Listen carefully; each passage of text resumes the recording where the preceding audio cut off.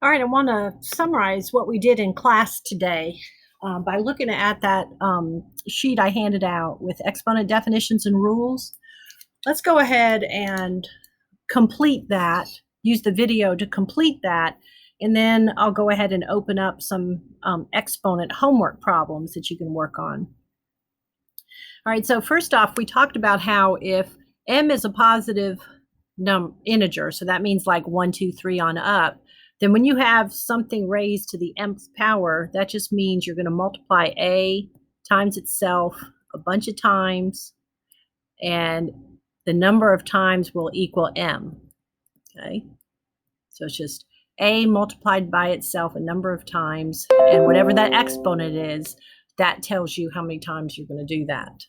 Then we looked at some patterns, and we found that when you have a number raised to the 0 power, it's going to equal 1, except for if a is 0. A can't be 0 in order for that to be true. 0 to the 0 power, sometimes with some patterns, we want it to be 1. With other patterns, we want it to be 0. So we say it's indeterminate, okay? Now, a to the negative m, the negative on the exponent is going to mean 1 over a to the positive m power. Okay, so we noticed, for instance, that 3 to the second was 9, and we got down to the bottom where we had 3 to the negative 2 power. That was 1 over 9, 1 over 3 to the second. Okay, and then sometimes we'll be dealing with problems where there'll be negative exponents on the top and the bottom. You see how the a to the negative m was really basically on top here? And then it turned into 1 over a to the positive m. So see how that moved to the other side of the fraction bar and became positive? That's an idea we're going to use a lot. Okay, so see on this one how we have an a to the negative m on top? So it's equal to 1 over a to the m. Well, b to the negative n is also equal to 1 over b to the n, but the ultimate effect will be that it will move to the top and have a positive exponent. Okay, I'm going to make that other one a little bit smaller so those line up like they're supposed to, and also let me do it in a different color. So this is 1, this is 1 over a to the mth, and this one will have the b to the nth power on top and a to the mth power on the bottom. See how the negative exponent just causes it to move to the other side of that fraction bar, okay? All right, then we began to look at some of the rules, and I really almost don't want you memorizing the rules. I want you internalizing them, seeing why they're true, and then understanding what they're going to become. So like the x to the second times x to the third, that turns out to be x to the fifth, but that's because you have x times x, and then you have 3 x's multiplied together, and then there's an understood times in between all of those. And so we can see how that's going to turn out to be x to the fifth when we're finished. We can see that, okay? So it turns out to be x to the fifth. So it turns out that what you can do is you can add the exponents. See how the 2 and the 3 added would give you a 5? That's the shortcut rule that we kind of discover through this example. It doesn't just work for this example, it works in all cases. So this would be a to the m plus n power. You can always add them. I'd rather you almost think about, though, that string of x's multiplied by another string of x's, and that you're basically just counting up how many x's are being multiplied together. Okay, and we contrasted that with the power rule. We said when you had x to the second raised to the third power, that meant you had x to the second times itself 3 times, which meant you had x times x, another x times x, and another one. And so that wound up being x to the 6th. And see how a 2 times a 3 would give you the 6? Okay, the shortcut is you can multiply the exponents in that case. And the key is going to be that parentheses separating the m and the n. Okay, it's not parentheses in general, it's just the parentheses separating the m and the n.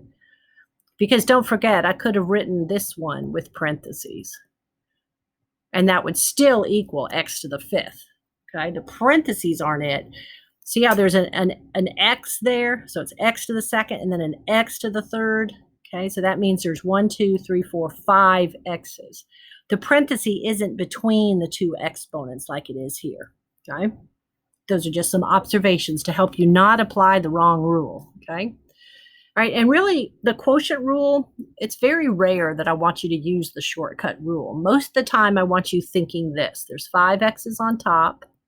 In this case, there's 2 x's on the bottom being multiplied together.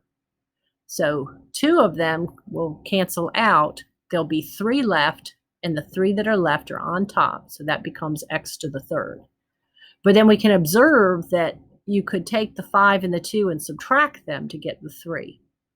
Quotient rule says you can, if you have the same base, then you can subtract your exponents, top one minus the bottom one. Okay? It's better almost to think about it like this here. Think this, rather than memorizing a rule. Okay? All right, now these two, the power of a product rule and the power of a quotient rule. Okay. When you have AB in parentheses to the nth power, then AB is your base. So that AB is going to get multiplied by itself a number of times. So let's do a specific example. Let's do the XY raised to the second power. Then that's going to be XY times XY, and the X and the Y are multiplied. So see how you really have X times Y times Y. See how the X gets squared and so does the Y. It's that multiplication between the X and the Y, and then the fact the XY is in parentheses, so it's going to get multiplied by itself. So basically that exponent gets applied to each of these. This is not a case of the distributive property. Okay, it's just saying that when you have a product and it's being raised to a power, then that exponent's going to apply to both of those. Okay, that would be okay to just do that.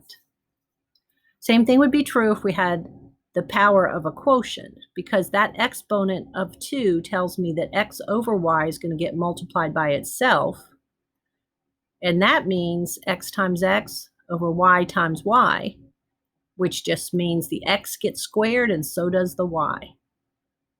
Okay, so the a would be raised to the nth power and so would the b. Okay, those are pretty intuitive rules that you tend to apply correctly. The only issue with those is this note here at the bottom. Okay, let me get another page so I can raise that up a little bit. Okay. All right, so the only problem with the power of a product rule is that you think it sometimes that it applies here.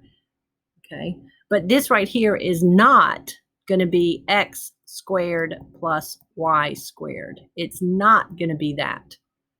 That plus sign is what causes the problem. See, if you have x plus y times x plus y, if you haven't learned this before, you're going to learn it in this class.